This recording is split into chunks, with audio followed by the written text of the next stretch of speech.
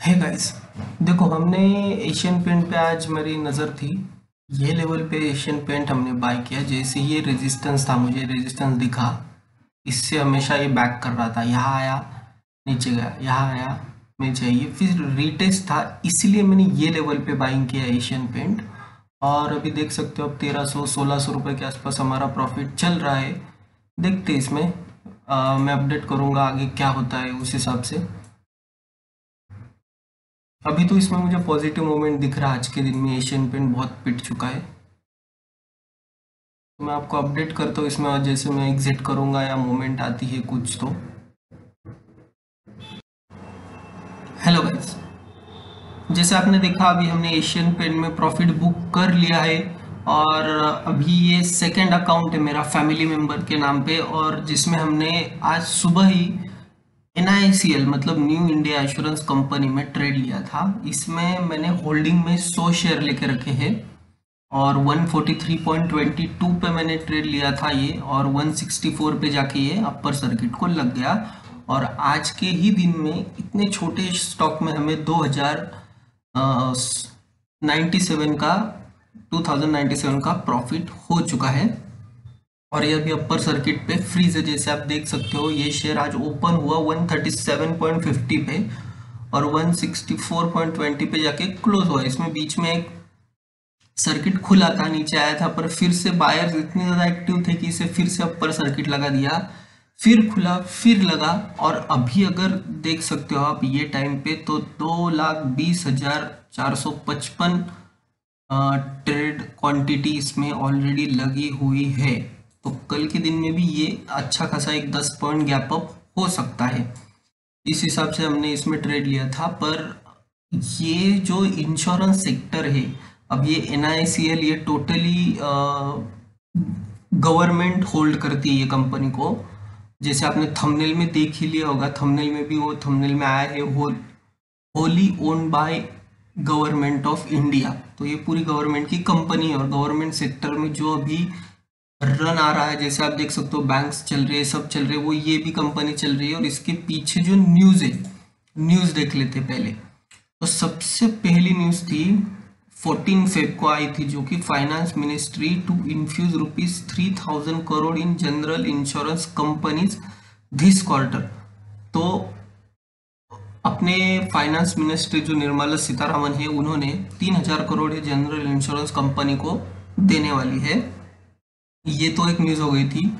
और फिर एक न्यूज़ आई थी, centre considering United India GIC-RE for privatisation. तो ये कंपनी अभी प्राइवेटाइजेशन होने जा रही है। इसमें डिटेल न्यूज़ अगर देखी जाए तो ये आएगी, centre consider United India GIC-RE for privatisation. तो ये जो प्राइवेटाइजेशन होगा, तो प्राइवेटाइजेशन से इनकी प्राइस बहुत ज़्यादा बढ़ जाएगी। जैसे आप देख सकते हो NICL जो न्यू इंडिया एश्योरेंस कंपनी है, इसका लिस्टिंग हुआ था 375 के आसपास, 375 के आसपास इसका लिस्टिंग हुआ था। और लिस्टिंग से अभी तक ये कंटिन्यू गिर रहा था। जैसे देख सकते हैं GIC-RE of which the government holds 85.78% is listed. Apart from United India, the government has 3 other general insurance companies in its fold: National Insurance, New India Assurance and Oriental Insurance। तो आप देख सकते हो GICA के fold national insurance है, और new India assurance company and oriental insurance कंपनियां है। ये गवर्नमेंट अभी प्राइवेटाइजेशन करने जा रहा है। तो ऑब्वियसली इसमें जो भी फंड आएगा वो अच्छे खासे प्रीमियम पे इसको गवर्नमेंट बेच सकता है। उस वजह से इसके प्राइस में आज ये जो एक्शन हुआ है आप देख सकते हो, और ये कंपनी अपर सर्किट जाके लग चुकी है। अगर एक कंपनी के हम फंडामेंटल देखते, तो फंडामेंटल दिखाता हूँ मैं आपको। ये कंपनी के फंडामेंटल 22,553 करोड़ की ये इसकी मार्केट कैप है। New insurance assurance company engage in non life insurance. तो लाइफ इंश्योरेंस देने का काम ये कंपनी का मेनली काम है। और जो कोविड में इनके ज़्यादा क्लेम आ रहे हैं फिलहाल, तो ये बोल रहे हैं कि अभी जो प्रीमियम है उसका प्राइस ये बढ़ाने वाले हैं। तो ऑब्वियसली प्रीमियम का प्राइस बढ़ाने से कंपनी को ज़्यादा फायदा होगा क्योंकि उनके पास पैसा ज़्यादा आएगा लोगों की पॉलिसीज जो उन्होंने निकाली होगी उसके थ्रू। मेन बात, कंपनी 50 डीएमआर 200 डीएमआर के ऊपर ट्रेड कर रही है और कंपनी पे कोई कर्जा नहीं है। कंपनी पे कोई कर्जा नहीं है, कंपनी डेट फ्री है, ये सबसे मेन बात है। मार्केट कैप के हिसाब से देखा जाए तो 6 नंबर पे कंपनी आती है क्योंकि HDFC लाइफ, SBI लाइफ है, जो बड़े बड़े नाम है ये उसमें सबसे ऊपर आ जाते हैं। पर कंपनी की जो ओवरऑल फंडामेंटल्स है वो काफ़ी स्ट्रांग है। जैसे देख सकते हो आप इसका प्रॉफिट, ऑपरेटिंग प्रॉफिट भी देखो। कंपनी अच्छी कब होती है? जब उसका सेल्स बढ़ते रहता है। 6,667, फिर 6,800 हो गया, फिर 6,800 ही रहा, 71 हो गया, फिर 69 हो गया, 76 हो गया, फिर 84 हो गया।